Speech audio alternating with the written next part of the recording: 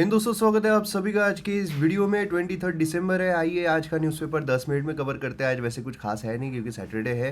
तो MM academy app download नहीं किया तो ज़रूर कीजिए। जीएस 1 2 3 4 सभी तरह की कोर्सेस आपको यहाँ पर देखने को मिलेंगे, highest quality content lowest prices पर। चलिए, यहाँ पर सबसे पहले तो अवार्ड्स की बात की जा रही है एडिटोरियल में। तो अवार्ड में यहाँ पर साहित्य अकेडमी अवार्ड जो है उसकी बेसिकली बात की जा रही है। तो लिंग्विस्टिक डाइवर्सिटी रिकॉग्निशन यहाँ पर मिलता है। साहित्य अकेडमी अवार्ड जो है लिंग्विस्टिक डाइवर्सिटी इंडिया में, लिंग्विस्टिक मतलब क्या है, भाषा वाला। तो ये ऑनर करता है राइटर्स को 24 डिफरेंट लैंग्वेजेस में। ये क्रूशियल है काफ़ी कंट्री में क्योंकि इसमें जो डायलेक्ट है, क्योंकि हमारे यहाँ पर अगर आप देखोगे तो वेरियस तरीके के डायलेक्ट्स देखने को मिलते हैं। तो इन लोगों को प्लेटफॉर्म प्रोवाइड करता है कि भाई जो भी एक्सटिंक्शन फेस कर रहे हैं, जो भी यहाँ पर मार्जिनलाइज्ड कम्युनिटीज़ है, उनको रिकॉग्निशन मिलता है, उनको और प्रोत्साहन मिलता है कि नहीं, हमारे देश के लिए, हमारे देश में जो हमारी भाषाएं हैं उनके लिए कुछ करना चाहिए। जो राइटर्स है उनके लिए इंकरेजमेंट है ना। साहित्य अकेडमी अवार्ड जो जीतते हैं उनके लिए इंकरेजमेंट रहता है कि चलो भाई हमारा जो क्राफ्ट है हम कंटिन्यू रखेंगे। और रिकॉग्निशन के अलावा भी जो अवार्ड है वो यहाँ पर बुक सेल में काफ़ी इंक्रीज लेकर आता है। एजुकेशनल करिकुलम में यहाँ पर इंक्लूजन लेकर आता है। स्कूल में एक्सपोजर मिलता है, यूनिवर्सिटीज़ में एक्सपोजर मिलता है। इसकी वजह से यहाँ पर जो राइटर्स है उनके लिए सिग्निफिकेंट पब्लिक जो रिलेशन है वो बनाना काफ़ी अच्छा हो जाता है। जो ट्रांसलेशन है उसमें अपॉर्चुनिटीज़ मिलती है। जो अवार्ड है उसमें अपॉर्चुनिटीज़ मिलती है राइटर को कि वो रीजनल लैंग्वेजेस में जो बड़ी बड़ी किताबें उनको ट्रांसलेट करे, है ना। इवन इंग्लिश में भी यहाँ पर ब्रॉडर डायमेंशन जो है लिटरेरी वर्क का वो यहाँ पर मिल जाता है। चैलेंजेस भी काफ़ी फेस कर रहे हैं, वैल्यूएबल रोल है, लेकिन साहित्य अवार्ड जो है यहाँ पर काफ़ी चैलेंजेस फेस कर रहा है।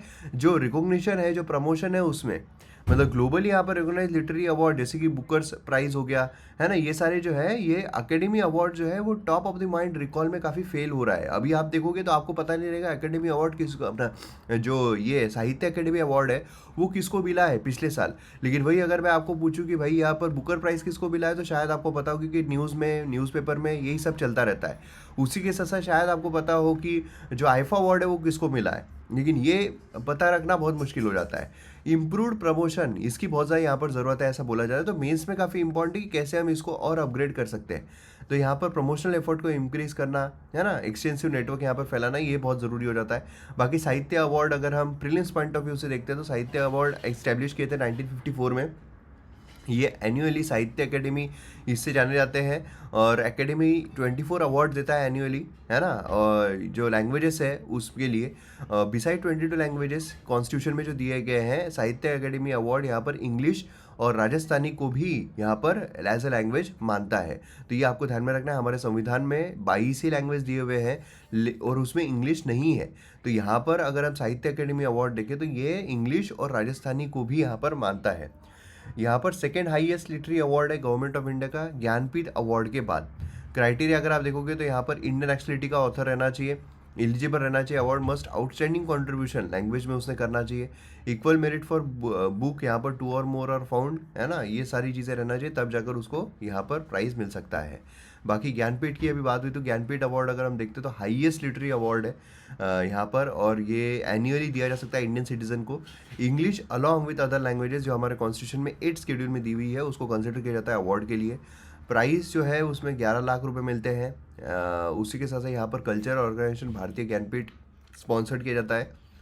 आसामी पोएट यहाँ पर नीलमणि 56 ज्ञानपीठ अवार्ड जो है 2021 में उन्होंने जीता था।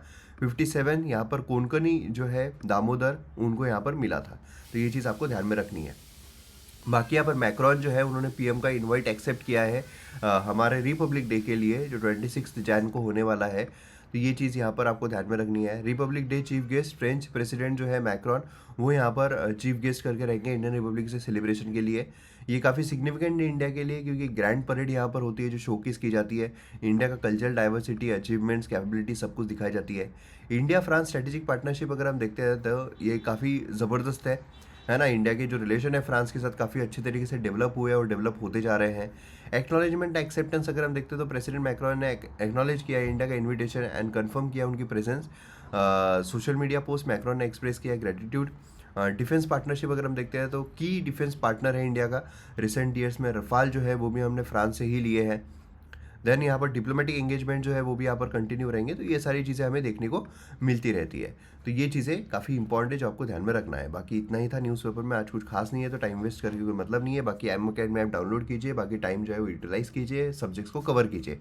मिलते हैं अगले वीडियो में। जय हिंद।